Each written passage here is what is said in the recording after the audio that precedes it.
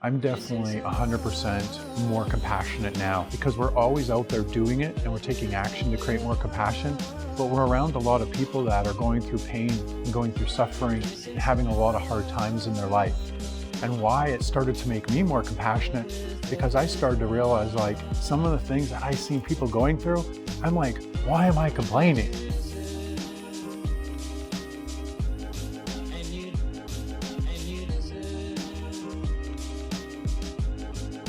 One of the ladies reached out to us and asked us to do something compassionate for her sister. And they were old friends of mine. I hadn't seen them for a long time. And her son went through a lot. He was paralyzed for a while from the neck down. He was in the hospital, he just about died a few times. And it's been a rough time for the family. So we're gonna surprise her with a spa day and do something compassionate for her. Hey, how's it going?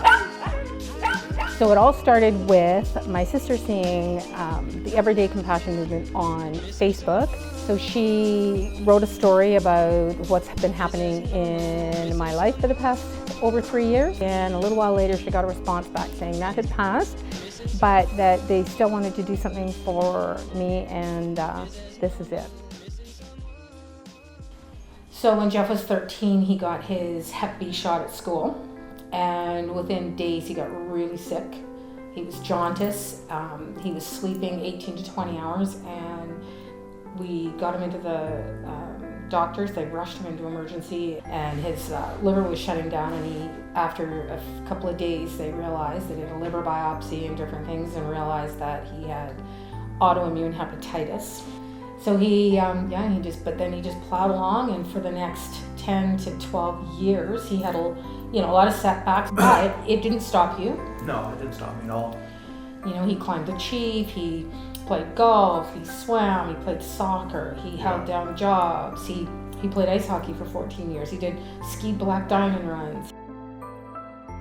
When he was 25, we got a phone call that he was in Royal Columbian. Never seen anything like it. He was so yellow when we went in that room, like the nurses said, brace yourself. Anyway, we got him into the hospital. They told us he was end-stage liver failure. He was in a coma. He was on life support. He was, his kidneys shut down completely. He was on 24-hour dialysis. His liver had shut down, and it was done. He got an infection in his blood that went to his brain and your heart. He went to his heart and his brain. So did they say at this time that he wasn't going to make it, pretty much? Oh yeah. Oh yeah, a few times. Yeah. A few times. He was in a coma and on life support, but they called us into a room 3 times and told us to get the family down and make arrangements because he wasn't going to make it. It got down to where they figured he had 24 hours, no more than 24 hours if he didn't get a liver. And they said that if a 90-year-old liver filled with cirrhosis came in, they were going to give it to him just to buy him time. And in the 11th hour, literally, they came in and said that we have a liver and it's perfect. In September of 2013, he went in and had the liver transplant. It was about a 7.5, 8-hour surgery. He got through that, and he just kept fighting. He got to come home, and he was in a power chair, and the boys had built a ramp in our garage, totally not to code. And we set up our dining room, and that was Jeff's room. Yeah, and in here. How was your mindset at that point? My mindset's always been good. Yeah? Why do you think that is? I don't know. I'm awesome. Yeah, I love it. I love it. I love it. You sound like me.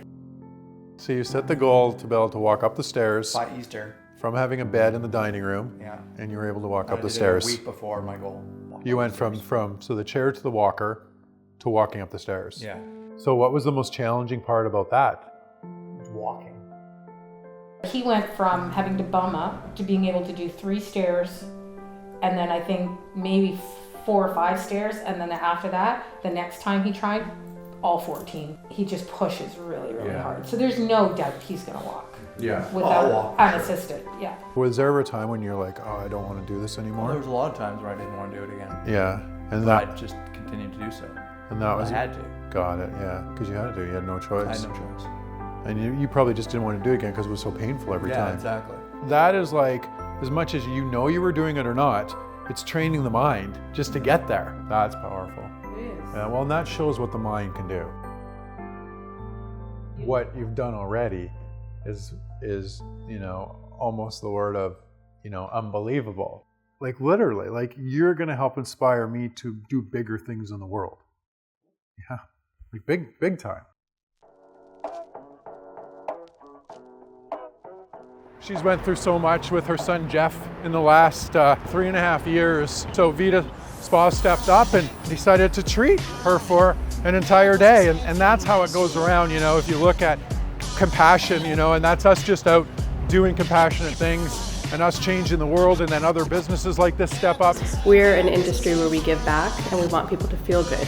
So part of the decision was if we can help Tracy feel better, then we definitely wanted to make the decision in the right one. That's so cool. The culture at Vita is by far the best in the industry. We have a lot of longevity because of it. Most of my team have been with us 5 to 15 years. Wow, that shows a lot. And they have to have compassion. They have to be positive to join our team. And if we hire somebody and there's the little bit of negativity or we see that there isn't the right fit, then we just cut our losses because we want our infectious positive environment to stay that way.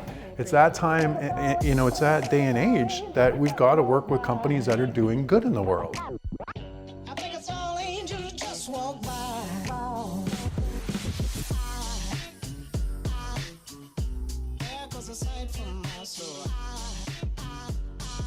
Every day I would it would be like an hour and a half into VGH from here. And I remember just always feeling grateful because I still got to go and see him.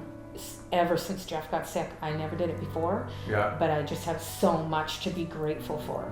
There's a time in your life where things are going really good, like you're really motivated and your family's good and your marriage is good and everything's great. Those are the times where you got to help people, because there's a time when you're going to go through and you're going to struggle and you're going to go through depression or anger or overwhelm, or things are going to happen. And that's when you need other people to step up and help you. So I've really realized that in all this, like when you're on and things are going great, that's when you need to do a lot more. So we just finished show 17, and I have to say, it's been such an amazing journey so far, and I'm so excited for the next 17 episodes. I think some of the things that have happened inside this journey we would have never expected. The people that we've connected with from around the world have been just phenomenal. The heartfelt stories, the inspirational stories, the sad stories, the people that have been going through things that we couldn't even imagine, and how we've been able to help and inspire each other, and them even inspire us, has been just something that you can only understand until you actually get in doing something. We've been able to work with the homeless on the street. We've been able to work with people who've been addicted to drugs. We've been able to bring in people that have nonprofits and showcase them across the world. We've been able to bring in people that had other movements and showcase their movements across the world. We've had a 9-year-old girl come in and connect with us, and all her and her friends watch our shows. I mean, we get email after email saying, keep doing the videos. Don't stop the shows. You're inspiring the world. You're creating more compassion. You're changing the world. We need this. Don't stop. And that's exciting to us. And that feedback to us is so important. And it's changed us as a team. It's changed us as a company and our vision and our goals. So what has happened has been just something amazing. Because we started this show and now we're 17 episodes in, we now have a book series coming, and that's developed from the show. And we have the support of many big celebrities, many very influential people. And that is all developed because of us out there doing the show. We have now big Fortune 500 companies stepping up, and we're talking with them that are looking to sponsor us, which is just, amazing stuff. And this is just us having an idea, starting a show to make the world better. So the developments that have happened are just so amazing, and the things that are happening right now, I don't even think we could have comprehended, and how quickly it's happened. I got to admit, this has happened very, very quickly.